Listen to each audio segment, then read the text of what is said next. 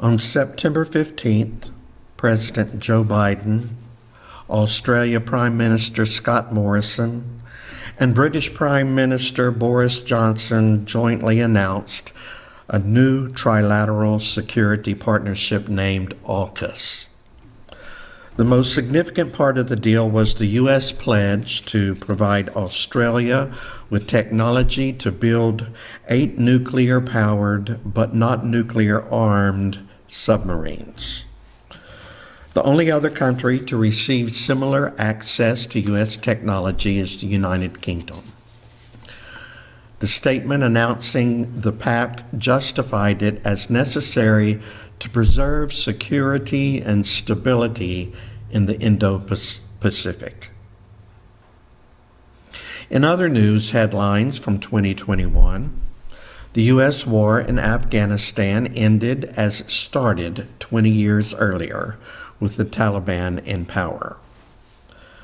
Despite claiming to be different, the new Taliban government so far has looked and acted just like the one that horrified the world 20 years ago, and a massive humanitarian crisis looms.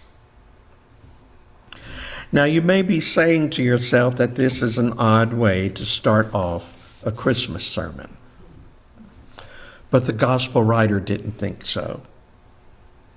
Although you may think the opening words to the Christmas story are just the evangelist's way of setting the scene within history, the beginning of the birth story is actually a very intentional description of the maneuvers of the political powers of the day.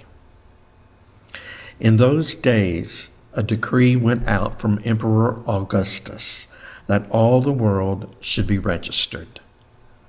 This was the first registration and was taken while Quirinius was governor of Syria. All went to their own towns to be registered.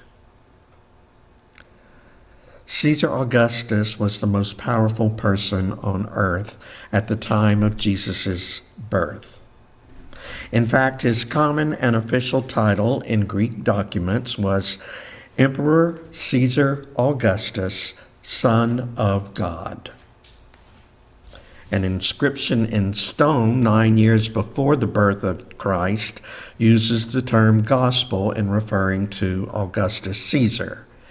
It refers to his birthday as the beginning of an era, the beginning of the gospel announcing his kingdom that heralded peace and salvation for his people. It says, "The Emperor Augustus, who being sent to us and our descendants as Savior, has put an end to war and has set all things in order. And whereas, having become God manifest, Caesar has fulfilled all the hopes of earlier times.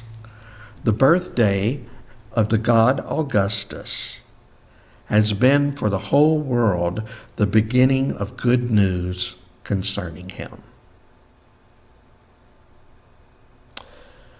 The people of Israel must have asked themselves, where was God in all of this?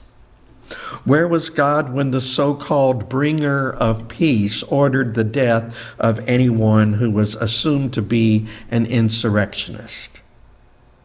Where was God as this self-proclaimed Son of God imposed taxes so cruel and crushing that the people could barely afford to put food on their tables? Where was God as they were being shuffled from one city to another because of a census which would no doubt provide the basis for even more taxes? And that's when Luke directs our attention to some common, ordinary fields where some common, ordinary, some would even say low class, shepherds were tending their sheep. And it was to these people that an army of angels appeared. Because of the image that has been embedded into our psyche from Christmas carols and Hallmark greeting cards, we imagine those angels to have been dressed in white, billowy robes, floating around in the sky, blowing trumpets and sounding like the Mormon Tabernacle Choir. But there's nothing in the text to indicate they were hovering in the sky. And when we read the words heavenly hosts, it's worth remembering that a host was a military term for an army. These angels weren't tuning up for a concert. They were preparing for battle. A battle between the kingdoms of earth, as referenced at the beginning of Luke's birth story, and the kingdom of heaven. A battle that continues to wage even today. Caesar was not Lord and Savior, the angels were saying. The true Lord and Savior of the world had just been born. And if they wanted to find him, they would have to look in the most unlikely of circumstances. He had been born to a couple of peasants, and a bed was made for him in a feed trough of all places. The Savior of the world was lying in a manger. And so I want to bring you back to my words at the opening of today's sermon, when I reminded you of the global powers that are doing whatever they can possibly do to remain in power while proclaiming peace as their objective. You would be justified in asking the same question as our spiritual ancestors. Where is God? Where is God when news headlines announce one nation or another embroiled in battle or political maneuvers that will supposedly prevent a war? Where is Jesus as people continue to die from one COVID mutation after another? Where is God as forest fires and earthquakes destroy property and take the lives of innocent people? And where is Jesus while school children are being gunned down?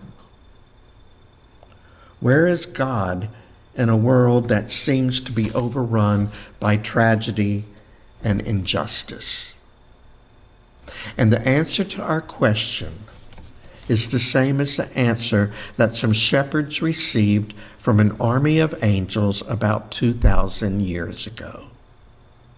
You more than likely won't find God in the corridors of power, but rather being born in the most unlikely of places. Christ shows up at a small church's food pantry that feeds the folks who live in tents at a nearby homeless camp. Jesus is manifested at the drag show that raises money for people living with HIV, helping them out with food and hygiene items. When someone who finally finds the courage to walk through the doors of an MCC somewhere in the world for the first time, God is among the folks who welcome the person. Jesus is born into the world every time someone decides to volunteer cooking or serving food or delivering presents on Christmas Day to people who are homebound or homeless or living in poverty.